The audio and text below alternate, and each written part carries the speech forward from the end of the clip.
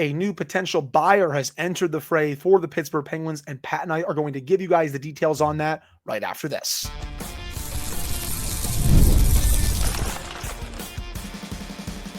You're Locked On Penguins, your daily podcast on the Pittsburgh Penguins, part of the Locked On Podcast Network, your team every day. Hello and welcome back to another episode of the Locked On Penguins podcast. I am one of your hosts, Hunter Hodes. You can follow me on Twitter at Hunter Hodes, joined by my co-host, Patrick Damp. You can follow him on all social media platforms at Syndrome for Wet, as my German Shepherd barks in the background at probably a deer family outside because they have been loving our grass for the past couple of weeks at this point. You can follow the show's Twitter at LO_Penguins, and you can follow the show's Instagram account at LockedOn_Penguins. Of course, thank you all so much for making this your first listen/watch of the day.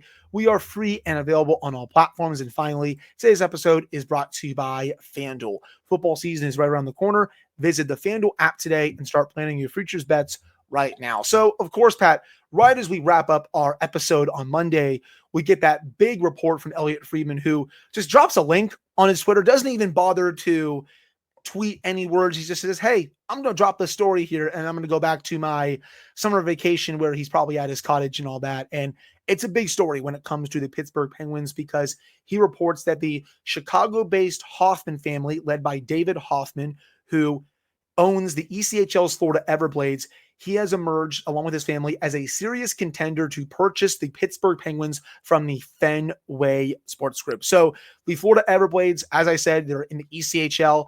They won 3 ECHL titles in a row before losing in the playoffs this year. They've been very good for the last several years. And he does say there is still work to do, so no one should assume this is a done deal. But if the sale closes, it is expected to be in the $1.75 billion range. It's a little bit lower than I thought it was going to be, Pat. I projected $1.9 billion to maybe even $2 billion just because of that's kind of where the franchise is right now. And I've seen some takes like, well, why would FSG want to do this? They just bought the team. They bought the team for $900 million. If you can get almost $1.8 billion for that team that you bought only 4 years ago, I think you have the obligation to do that. Like, you're getting double the money that you paid for. It's a really nice return on investment. Okay, though. As for everything else, let's just see what happens here. I think when I did a little bit more research into this, it seems like a family that likes sports. They know what it takes to win. You see that in the ECHL level. He's talked about wanting to buy an NHL team at some point, so it's no wonder he has interest in the Pittsburgh Penguins. That family aspect really appeals to me. I'm not going to sit here and say anything too negative about FSG. I feel like part of the team has definitely become a little corporate since they bought it, at least in my opinion. But I also think some of the FSG hate is a bit forced. The Penguins still spend to the salary cap every year except this year just because they're rebuilding. They've done a really good job building out the front office, the arena upgrades. I don't see a lot of people talk about that, Pat. They were the ones that funded the money to upgrade PPG Paints Arena, especially that big scoreboard that you see. Really beautiful. So all that is very good. Now, are they a little bit corporate right now? Yes, I would say that. So going from that to a potential family aspect is really good. Also, I kept seeing a couple people DM me this because, of course, people have to freak out about the smallest of things. So David and his wife, they met in high school while growing up in Missouri. People were like, oh, they grew up in Missouri. What's that going to be? It's like, guys, they're not going to move to Kansas City. This is still a team that has at least at PPG Paints Arena for the next 15 years. This has one of the best fan bases in the NHL, not just in Pittsburgh, not just in the United States, but around the world. So I know I saw a couple people freak out about that. There is nothing to worry about that. This team is not going anywhere. But Pat, those are some of my miscellaneous, all over the map thoughts on this situation. What say you about the Hoffmann family being interested in buying the Pittsburgh Penguins? Well, let's start at the end with what you said. The Penguins lease at PPG Paints Arena runs through 2040. That is ironclad. If they break it, it would come at a tremendous financial cost to the franchise. Because if you've ever rented an apartment or a house or anything like that, You know the cost that comes to you individually when you break a lease. Imagine what happens when you do that with an arena and a city. It would cost them millions and millions of dollars. And if you buy a team for almost $2 billion, a lot of people will look at that and go, well, they have the money. Not after you spend that kind of money to buy a franchise. So put that worry to the side. I like the way our pal Josh he put it. Is there a for sale sign hanging around the Pittsburgh Penguins like the cover art of Slapshot? Not right now. But if you are FSG, I think we're starting to see a bit of a pattern emerge here. They did something they've wanted to do for a while, which is get involved with the NHL. It's not really going the way they hoped. Part of that is they bought a team that is kind of at the end of a generational run. Putting all of the hockey aside in just talking business wise, the Penguins were on a generational run business wise. New arena, everything else surrounding it, the success on the ice, having the players that they did, coupled with the growth that the National Hockey League has seen over the past decade or so. The Penguins were at the epicenter of a lot of that. So the Penguins were an extremely valuable asset. Problem is that eventually comes to an end. It's starting to come to an end for the Penguins. It doesn't mean that suddenly the Penguins are bad. It doesn't mean suddenly it's a poor franchise. It just means that FSG got in probably at the wrong time. And FSG is a highly diversified sports company. The Hoffmann family is a deeply diversified business company. I did my research on the Hoffmann family. They have their hands in everything: real estate, retail, aviation, equity, you name it. They are everywhere. They have a lot of money in a lot of things. So when you look at what they would likely do with the Penguins were they to buy them, it would probably be similar to the Lemieux Group. They would probably have a working part of their business that is solely dedicated to the Pittsburgh Penguins. And I know a lot of people will hear that and think, well, that's what FSG has. Yes and no. FSG has a couple of people that deal with the Penguins. Hoffmann family would probably have a breakout of multiple people and multiple employees who their only focus is the Pittsburgh Penguins. They do nothing else. You look at Fenway, they're dealing with the Red Sox, they're dealing with Liverpool, they're dealing with everything else around it, as well as the Penguins. So that's a little bit different. On the other hand, I also think we got to pump the brakes a little bit. This is just business. FSG is doing their due diligence to see what's out there. I'd be willing to bet it was probably not highly reported on when the Lemieux Group owned the Penguins. They probably did the same thing quite a bit because, as I said, Penguins were on a generational run. They were making a ton of money. They were extremely profitable. They continued to rise in value. So I'd be willing to bet Lemieux, Burkle, and company were probably looking at the team's value and seeing what was out there. And by the time Fenway bought the team, they were as close to $1 billion franchise as they were ever going to be. And they picked the right time to get out. Do they want to get back in? We'll see what happens. But at the end of the day, between FSG doing their due diligence, expansion coming in a few years, the Penguins' value is going to go up again just by relation to the growth of the league. So if you're Fenway and you're not really getting out of this what you thought you did, you can cash out at a pretty high number. Or you could just wait, as you kind of just mentioned. Say you don't want to do a full sale right now, even though it would be $1.75 billion, which is a fairly big number. If you wait a couple more years, Pat, that number goes up to potentially $2 billion, if not more. And then you get more than double the money that you paid for when you bought the team in 2021. So they don't have to do this right now. I think if there's a sale to be made, it either happens before the season or it doesn't happen until sometime next year after the season. I don't think you would want something like this happening during a season where I think it just gets awkward. Like if you're changing ownerships during a season in which the players are playing, the coaches are coaching, and the GM and the front office are trying to do their work to put the best team on the ice every single night. I think it just creates an awkward dynamic where, oh, like my boss is changing. Like you should just wait until, for example, next June, next July, like after free agency, like the brunt of it in 2026 ends. That's maybe when you can really put this into motion. So I either think this happens now before camp or it doesn't happen until after the season, just because I think you create that weird dynamic. And as for FSG as well, FSG has a lot of irons in the fire right now. I know Red Sox fans aren't really, high on them. That whole Mookie Betts situation was a bit weird. Liverpool, I mean, that's been crazy for the last year. They just won the Premier League. They had a big transfer this summer. They're trying to get Alexander Isak from Newcastle, and that could be a potential $200 million price.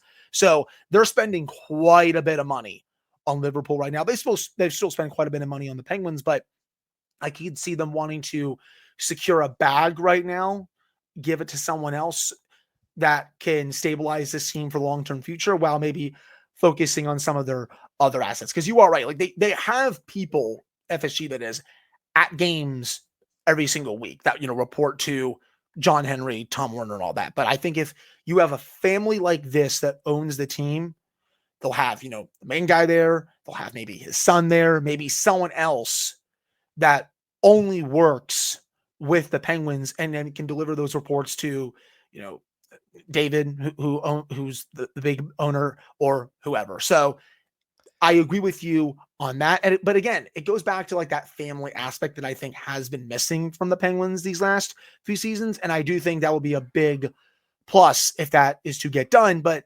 still, they're negotiating right now. We have to see what happens. And to your point, I just want to add this real quick. Obviously this is not nearly the same, but I understand your point about the awkwardness of a sale. I'll lay some breadcrumbs down. You can figure it out. I'm not going to name names, but I just went through this at my full-time job.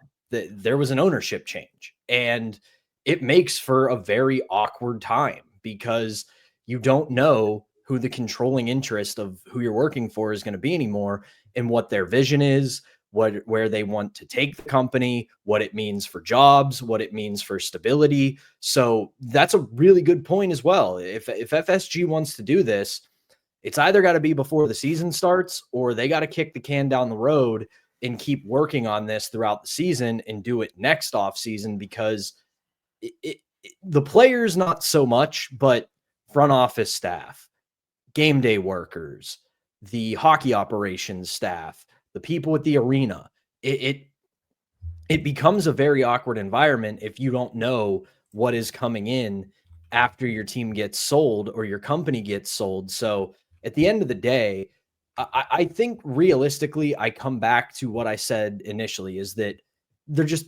I do think some brakes need to be pumped here, because this, at the end of the day, really does feel like it is an ownership doing its due diligence in finding out what is out there and what they could possibly make, rather than putting the team up for sale and saying, highest bidder, you get it, let's roll. So I think this is a lot of speculation that we're probably not going to get an end to until probably 2026, maybe even later. Right. I don't think FSG is in a rush to do this right now. Again, I think if you do this during the season, it just gets a bit awkward. I don't really think they or anyone else in the organization would want that. But we're going to park the story right there. Let us know what you think about this development in the comments. You can send us a DM and all that good stuff. But that'll do it for this first segment. Coming up in the second segment, Bryan Rust gets an invite to the Team USA orientation camp. Will he make Team USA for the 2026 Olympics next year? Pat and I are also going to discuss that right after this. Before we get to that, though, we have to tell you all about our first sponsor, and that is Game Time. Have you ever decided at the last minute to head to a ball game with friends or family? Maybe it's game day and you suddenly realize you want to be in the stands. That's exactly where Game Time comes in. It's the easiest way to grab last-minute tickets without the stress.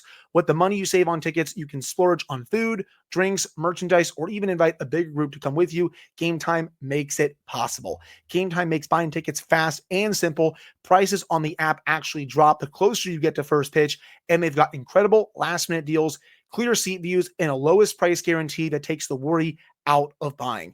Game Time is the official ticketing partner of Locked On MLB, making it easy to browse the app for an exciting upcoming MLB game. Tired of endlessly scrolling trying to find the best deal? Game Time's zone deals pick the best seats in your section for you. Take the guesswork out of buying tickets with Game Time. Download the Game Time app, create an account, and use code LOCKEDONNHL for $20 off your first purchase. Terms apply. Again, create an account and redeem code LOCKEDONNHL for $20 off. Download the Game Time app today. Last minute tickets, lowest price guaranteed. All right, we're back here on this episode of the Locked On Penguins podcast. I'm one of your hosts, Hunter Hodes, joined by my co-host, Patrick Damp. And Pat, some big news for Pittsburgh Penguins forward Bryan Rust on Tuesday. He was one of 44 players who were invited to the U.S. Men's Olympic Orientation Camp, along with players, of course, like Jake Gensel, Jack Hughes. You have Quinn Hughes there, Charlie McAvoy, Jack Eichel, Kyle Connor, Tage Thompson, Brady Tkachuk.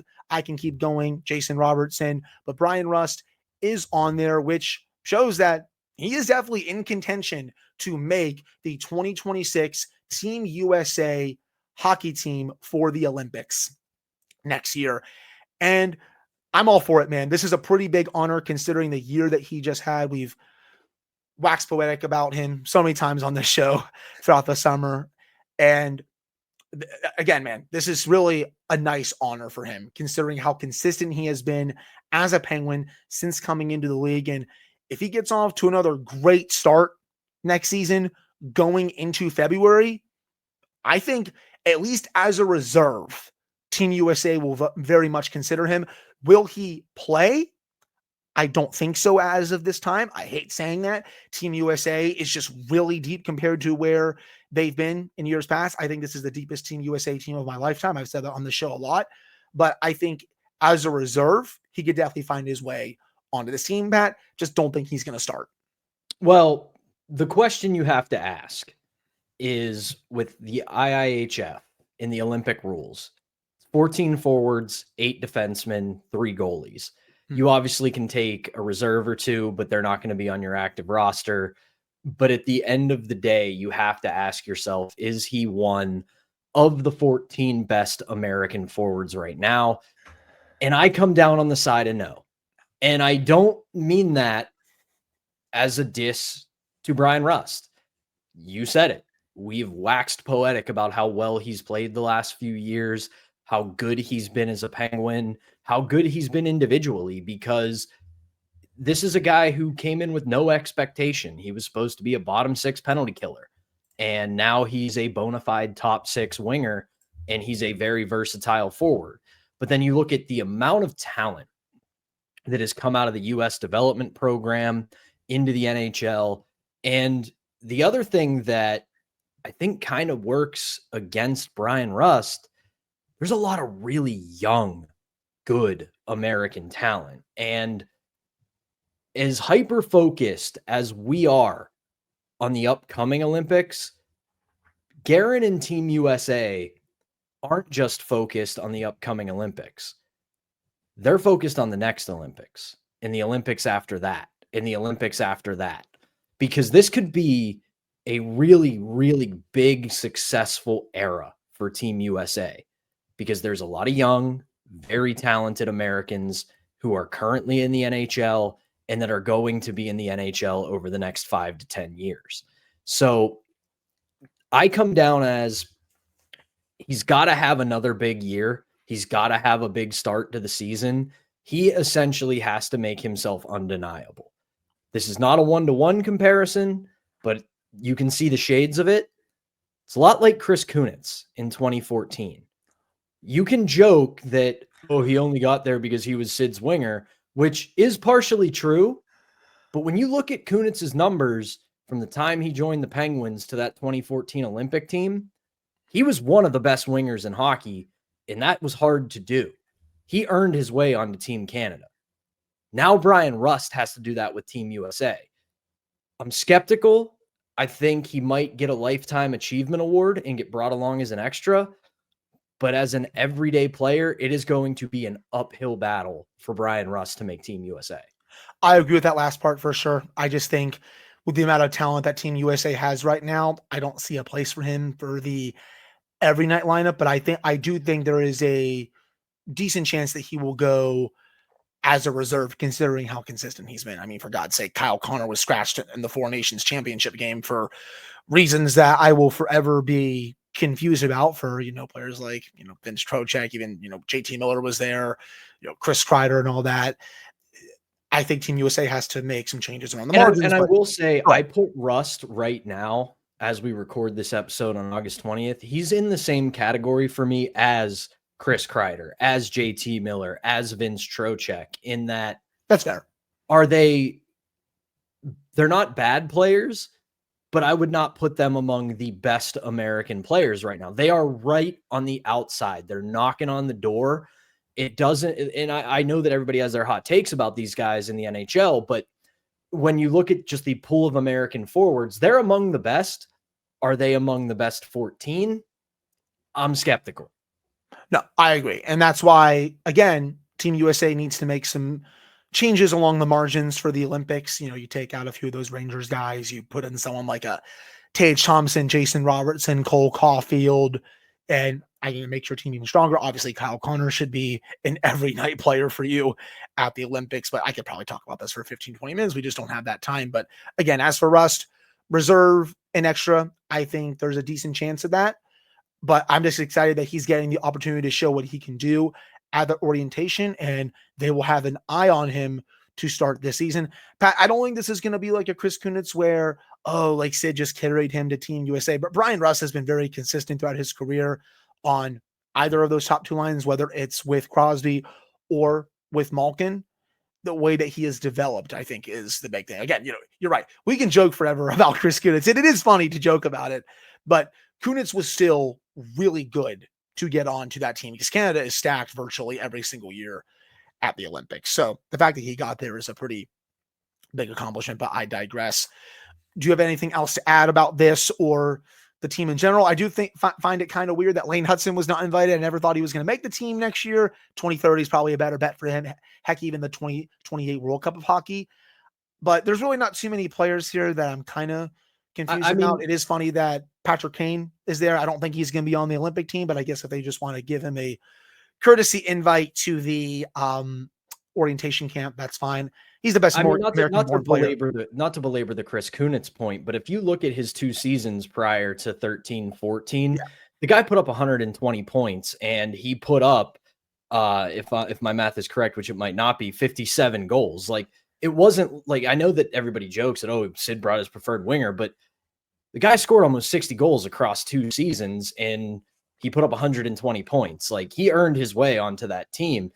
Bryan Rust, on the other hand, he hit a career high last year, and he's done pretty comparable work. But at the same time, for him, there are a bunch of American players who did just as, if not better than him. And I hate saying this because you guys know I love Bryan Rust. He's one of my favorite Penguins of all time.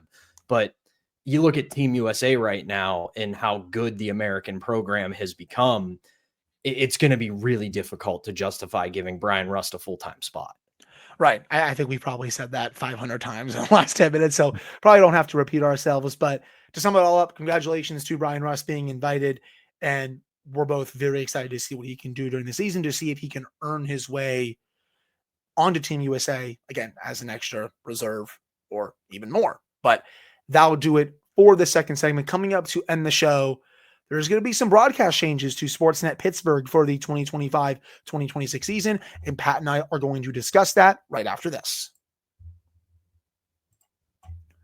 Before we get to that, though, we have to tell you all about our final sponsor, and that is FanDuel.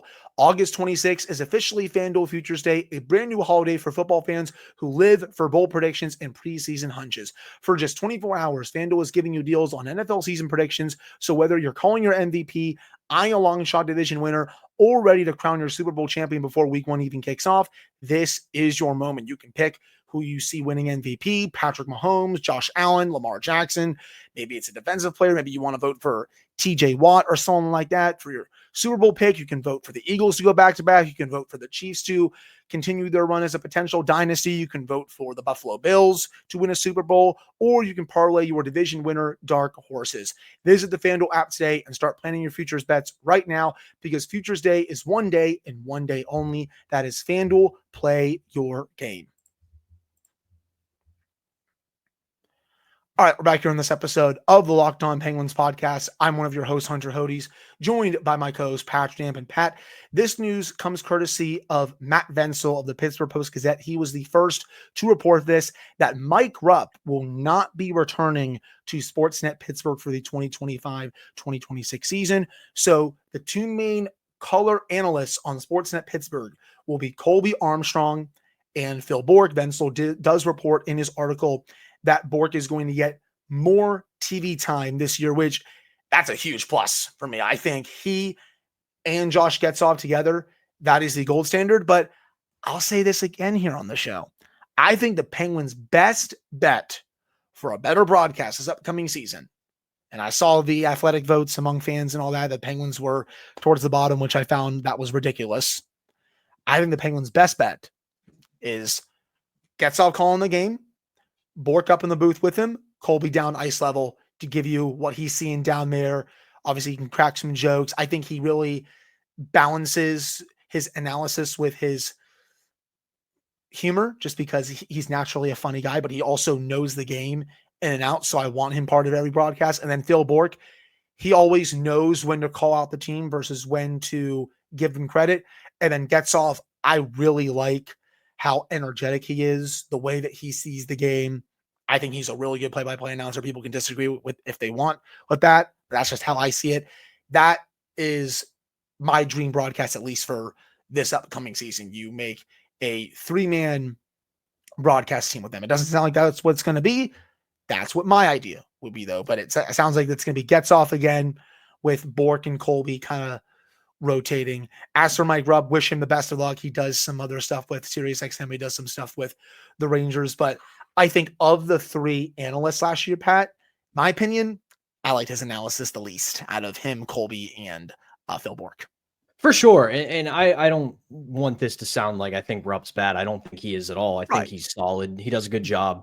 But this is the right decision for SportsNet Pittsburgh. And I'm with you. Dream scenario is Getzoff on the call, Bork on color, Colby between the benches, adding that little bit of humor, that little bit of relief, because that's just that's his wheelhouse. That's what he's great at. And I also agree. I think Getzoff has really come into his own as a play-by-play commentator. I think he has a really good feel for the game. He really knows when to let the game tell the story and when to interject himself, which, if you ask me, that is a massively lost art in the modern day. A lot of play-by-play commentators feel the need to just talk about everything at all times, when you can let the flow of the game, the crowd, everything else tell the story without you interjecting, which is how you can tell that Getzoff learned from Mike Lang, because Mike Lang was beautiful with that. He would just let it sit and let the game tell the story rather than him. As for Bork, give him all the TV time, because he strikes the exact correct balance basically at all times. There are times when he is a shameless Penguins homer. And remember, we're talking about SportsNet Pittsburgh here. This isn't ESPN. This isn't TNT. You don't have to be 50-50 down the middle. It's mostly Penguins fans watching your broadcast. Cater to the Penguins fans.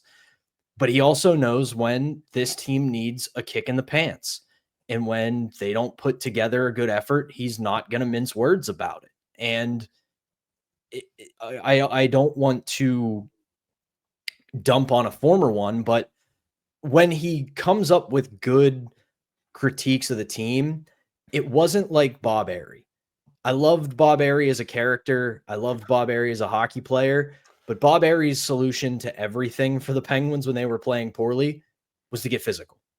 It didn't matter what was going on in the game. Airey's solution to everything was get in someone's face and throw a big hit and maybe get in a fight. Bork will diversify. There'll be times where Bork says, yeah, throw a hit, get the juice going. But then there'll be times where we'll talk about the defense not being in position, or the defense not moving the puck well, or the forwards not getting on the forecheck, or the Penguins not shooting the puck enough. Bourque has really become a really underrated color commentator in the NHL. And if you can get it to the point where he's the full-time color commentator for TV, you're in a really good spot. Right. And they'll have to figure out what they want to do with the radio broadcast if they give Bourque more games, as Matt Vensel is reporting. I'm curious to see if Michelle Crecchiolo gets more games on radio. I listened to her a couple times last year. I think she transitioned really well from the written side to the audio broadcast side. And I think the Penguins, it would behoove them to give her some more reps, because I think she was doing a really good job. And again, Pat, very limited sample, and she's a great team reporter on their website. Don't get me wrong, but I thought she did a really nice job filling in at times on the radio. Oh, I would absolutely agree. I did. And the thing about it is, I didn't have a ton of expectation for Crecchiolo, and I don't mean that in a negative way. It was just a blank slate. How you going to do? How's it going to sound? And she cleared every bar. I thought she was fantastic. And I don't have much more to add. I think she earned a bigger look on radio. And if that continues to go well, who knows, in a couple years, maybe we see her on SportsNet Pittsburgh, because she has really come into her own as both. She was already a great writer. She is a phenomenal writer. Oh, yeah. Did not know how she would do as a broadcaster, did really well. Next thing you know, maybe we put her on TV and see how she does. But she was great on radio. And I think at this point, you can say they're really starting to figure it out and starting to get to a good, consistent broadcast team.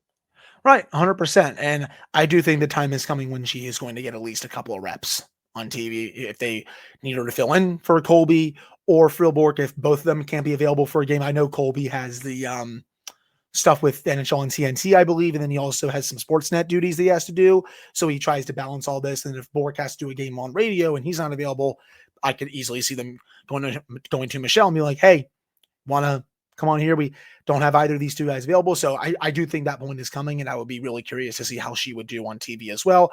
And one more thing, as for Bob Berry, I do agree with you. He would kind of turn into my Labrador retriever when his brain just goes like, oh my God, like just physical, like that's how Bob Berry would be. And don't get me wrong, he was a ton of fun to listen to, but towards the end of his tenure, I was just wanting better analysis.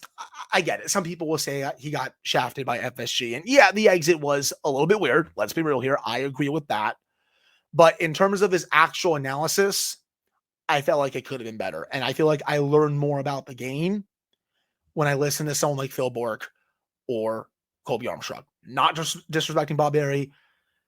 Listened to a lot of him throughout my childhood, throughout my teenage years, but just felt like, again, they could use better analysis. That's all I'll say on that. But I think that'll do it for the Wednesday edition of the Locked On Penguins podcast. Pat and I are going to be back on Thursday because I have a couple of things to do on Friday. I'm going to be out of town for that night. So Pat and I will come back on Thursday. We're getting close to finishing the Locked On Penguins top 25 of the last 25 years. Pat, we're going to do the top 5 Stanley Cup guys tomorrow. And then we'll also, of course, get to your takes for a special Fan Take Thursday. You know, you say Fan Take Friday, but it's going to be Fan Take Thursday for this one. But again, that'll do it for the Wednesday episode. Thank you guys so much for tuning in. We appreciate it. We'll be back on Thursday.